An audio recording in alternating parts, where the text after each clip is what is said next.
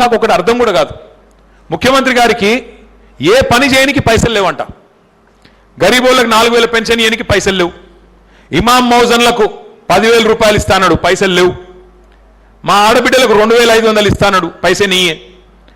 तुलम బంగారం అన్నాడు, पैसे नहीं है. किसी चीज के लिए पैसे नहीं है उनके पास. ఏ ఒక్క పనికి పైసలు లేవు. కానీ మూసి గట్టనికి మాత్రం 1,50,000 కోట్లు ఉన్నాయంట. మరి అవేడికెళ్ళి వస్తున్నాయి. అన్న కమిషన్లు దొబ్బొచ్చు, అందులోకెళ్ళి మొత్తం పైసలు కొట్టుకొని రాహుల్ గాంధీకి పంపొచ్చు, దానికి మాత్రం పైసలు ఉంటాయి. గరీబులకి ఇయనికి మాత్రం లేవు. రైతు బంధు ఇయనికి పైసలు లేవు, యూరియా ఇయనికి పైసలు లేవు, పెన్షన్లు పెంచడానికి పైసలు లేవు, మహిళలకు ఏది ఇయనికి పైసలు లేవు.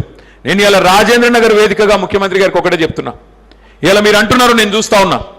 ఏమంటున్నారు ముఖ్యమంత్రి గారు? మహిళలందరినీ, 1 కోటి మంది మహిళల్ని, ఒకళ్ళిద్దరిని కాదంట, 1 కోటి మంది మహిళల్ని కోటీశ్వరులు చేసేదాకా ఇడిచిపెట్టాడంట. నమ్ముదామా? నేను ముందే చెప్పినా మళ్ళీ చెప్తున్నా, ఇది 1 కోటి మందిని కోటీశ్వరులు చేసే బ్యాచ్ కాదు, తులం బంగారం పెట్టే బ్యాచ్ కాదు, మెడల పుస్తల తాడు కూడా ఎత్తుకుపోయే బ్యాచ్. ఇది చాలా డేంజర్ బ్యాచ్. నేను మీకు రాజేంద్ర నగర్ వేదికగా రేవంత్ రెడ్డికి ఒకటే చెప్తున్నా, అయ్యా నువ్వు 1 కోటి మందిని కోటీశ్వరులు చేసుడు దేవుడు ఎరుగు. ఒక పని చేయు, లక్షాధికారులు చేయి. ముందైతే లక్షాధికారులు చేయి, కోటిల తర్వాత. లక్షాధికారులు చేయాలంటే ఏం చేయాలి? నువ్వు చెప్పినావు కదా, నువ్వే అత్తకు 4,000, కోడలకు 2,500 అని చెప్పినావు కదా. నెలకు 2,500, 12 నెలలకు ఎంత అవుతుందమ్మా? చాలా పూరున్నారు మ్యాథ్స్లో మీరంతా. రియల్ ఎస్టేట్ అయితే బాగా చెప్తారంటుండు కార్తిక్ రెడ్డి వెనకకెళ్ళి.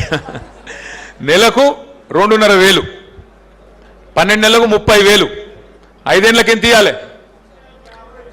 1,50,000.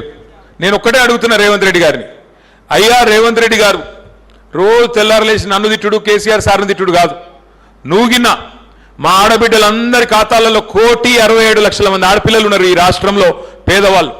1,67,00,000 మంది ఆడపిల్లల ఖాతాల్లో నువ్వు గిన్నా 1,50,000 రూపాయలు వేస్తే నేను శాశ్వతంగా రాజకీయాల నుంచి వెళ్ళిపోతే ఏ చూపెట్టని అడుగుతా ఉన్నా. నువ్వు కోటీశ్వరులు చేసిన అవసరం లేదు, లక్షాధికారులు చేసి చూస్తా. 1,50,000 రూపాయలు ఒక్కొక్క ఖాతాలు, 1,67,00,000 ఖాతాల్లో ఒక్కొక్క ఖాతాలో 1,50,000 రూపాయలు వేసి చూపెట్టు. పెద్ద పెద్ద డైలాగులు, కోటీశ్వరులు చేస్తా, ఫ్యూచర్ సిటీ కడతా, ఇంకా నేను సలీం ఫేకు కంటే ఎక్కువ ఫేకుతా, అట్లా కాదు. విషయం చెప్పు, అది శాత కాదు. నువ్వు చెప్పినావు కదా మా నిరుద్యోగులకు నెలకు 4,000 రూపాయలు ఇస్తా అన్నాడు, నిరుద్యోగులకు నిరుద్యోగ భృతి ఇస్తా అన్నాడు, అది కూడా 100 రోజుల లోపల ఇస్తా అన్నాడు. ఈ మరి నెలకు 4,000 అంటే 12 నెలలకు 48,000, 50,000 రౌండ్ ఆఫ్ చేసుకుందాం లెక్కల కోసం. 5 ఏళ్లకు 2,50,000 ఇవ్వాలి ఒక్కొక్క నిరుద్యోగికి. మరి ఈ పాటికి సగం అయిపోయింది టైము, ఈ పాటికే 1,25,000 ఇవ్వాలి. నువ్వు ఇస్తావా? వేస్తావా? ఇదే ఇక్కడనే క్లాసిక్ గార్డెన్లోనే యాడనో మీటింగ్ పెట్టిండు అప్పటి రాహుల్ గాంధీ వచ్చి, మస్తుగా చెప్పిండు కథలు. ఇస్తాడా మరి 2,50,000 రాహుల్ గాంధీ వచ్చి? ఒక్కొక్క తమ్ముడికి ఒక్కొక్క చెల్లెకు 2,50,000 ఇస్తావా? కదే నేను అనేది, గిన్ని మాటలు, గిన్ని మోసాలు. 4,000 పెన్షన్ అని చెప్తీవి పెద్ద మనుషులకు, వాళ్ళ కుంపవుచ్చుకుంటే వాళ్ళని మోసం చేస్తేవి. సగం పని అయ్యే పని ఇది. ఆఖరికి మళ్ళీ సంవత్సరం ఎలక్షన్ అయినా మిగిలింది ఇంకొక బడ్జెట్, ఆ బడ్జెట్లో పెడతాడో ముంచుతాడో చూడాలి. నేను ఇవన్నీ ఎందుకు చెప్తున్నా మీకంటే, ఈ రోజు నేను చెప్పే విషయాలు మీ అందరికి తెలిసినాయి, నేనేం కొత్తవి చెప్పలే. కానీ మనం రేపటి రోజున మీ అందరి కోరిక ఉంది, కేసీఆర్ గారు మళ్ళీ ముఖ్యమంత్రి కావాలి, మళ్ళీ రాజేంద్ర నగర్లో గులాబీ కండువా ఎగరాలే, ఈ రాష్ట్రంలో పేదవాళ్ళు సంతోషంగా ఉండాలన్న కోరిక మీకుంది, నాకుంది. మరి అది జరగాలి అంటే డైలాగులతోని ఉపన్యాసాలతోని కాదు. స్వామిగౌడ్ సాబ్ చెప్పింది కరెక్ట్. డైలాగులతోని ఉపన్యాసాలతోని కేటీఆర్ రాగానే, సబితమ్మ రాగానే మనందరం ముంగడ ఇంకా ఊరికి ఫోటోలు దిగుతా కాదు. ఎట్లయితుంది మరి? మీరు రాజేంద్ర నగర్లో పోలింగ్ బూత్స్ ఉన్నాయి. ఎన్ని పోలింగ్ బూత్లు ఉన్నాయి రాజేంద్ర నగర్లో? 580, 580 బూత్ है आपके राजेंद्र नगर कॉन्स्टिट्यूंसी में. मैं तमाम भाइयों से बहनों से అన్నదమ్ములతో ఒకటే నేను దండం పెట్టి చెప్పేది, మీరు నేల విడిచి సాము చేయకండి, మీరు ఎక్కడో యుద్ధాలు చేయకండి, మీరు చేసే యుద్ధం అంతా మీ బూత్లనే చేయాలి. మీ పోలింగ్ బూత్ ఏదైతుందో 580 బూత్లు, ఒక్కొక్క బూత్లో మీరు కనుక గట్టిగా పట్టుబడితే, ఒక్కొక్క బూత్లో మీరు కనుక కథానాయకులైతే, ఎవల బూత్లో వాళ్ళు నేను మెజారిటీ తెచ్చి చూపెడతా, ఎట్లా ఎగరదో గులాబీ జెండా, ఎట్లా కేసీఆర్ సీఎం గాడు అని మీరు గట్టిగా అనుకుంటే పక్కా అవుతుంది. ఇక అది విడిచిపెట్టి, అరే నేను రాష్ట్ర నాయకుడిని, నేను అంతర్రాష్ట్ర నాయకుడిని, నేను జాతీయ నాయకుడిని, నేను అంతర్జాతీయ నాయకుడిని, గా డైలాగులతో ఏం కాదు. మొదలు నీకు చేతనైతే నీ బూత్లో మెజారిటీ తెచ్చి చూపెట్టు, లేకపోతే నువ్వు ఎంత పెద్ద నాయకుడైనా బేకారు. ఉన్న మాట చెప్తున్నా నేను. కాబట్టి దయచేసి ఎవరి బూతులు వాళ్ళు పట్టించుకోండి, మరి బూతులు పట్టించుకోవాలంటే మనం ఏం చేయాలి? 2 పనులు చేయాలి. ఒకటి, ఆ ఎస్ఐఆర్ అనే కార్యక్రమం చాలా అవుతున్నది. దాని గురించి కూడా మీకు ఒక 5 నిమిషాలు నేను చెప్తాను. ఎస్ఐఆర్ అంటే పెద్ద కన్फ्यूज అయ్యేది ఏం లేదు, गड़बड़ होने की क्या डरने की कोई जरूरत नहीं है.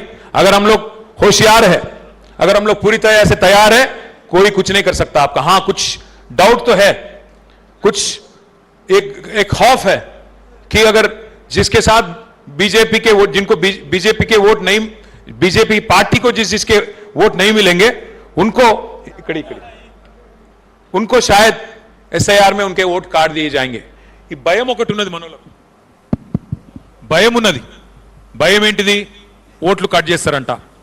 వెస్ట్ బెంగాల్లో, పశ్చిమ బెంగాల్లో మొన్న దీది ఓడిపోయింది, మమతా బెనర్జీ ఓడిపోయింది. ఆమె ఓడిపోయింది కేవలం 30-40 లక్షల ఓట్లతో ఓడిపోయింది. కానీ అక్కడ ఓట్లు ఎన్ని తీసేసిండ్రు? దగ్గర 1 కోటి ఓట్లు తీసేసిండ్రు. దాంతో అందరి మనసులో ఏముందంటే ఈ ఓట్లు కటాయించి తీసేసి దొంగ ఓట్లు ఏమైనా రాయిస్తుండ్రా అనే డౌట్ ఉంది. మరి అట్లాంటివి జరగకూడదు అంటే మనం హోషియారు ఉండాలి. మరి అది ఏంది అనేది ఒక్కసారి నేను మీకు చెప్పే ప్రయత్నం చేస్తా. ये एसआईआर कोई नई चीज नहीं है, पहली बार नहीं हो रहा हिंदुस्तान में, इससे पहले भी काफी बार हुआ, पर इस बार जो है थोड़ा हमको होशियार रहना है, थोड़ा पूरी तरह से हमें खायनात रहना है. तो एक बार मैं समझाने की कोशिश करता हूं. Next slide. एसआईआर बोल तो क्या है? एसआईआर पिछली बार कब हुआ?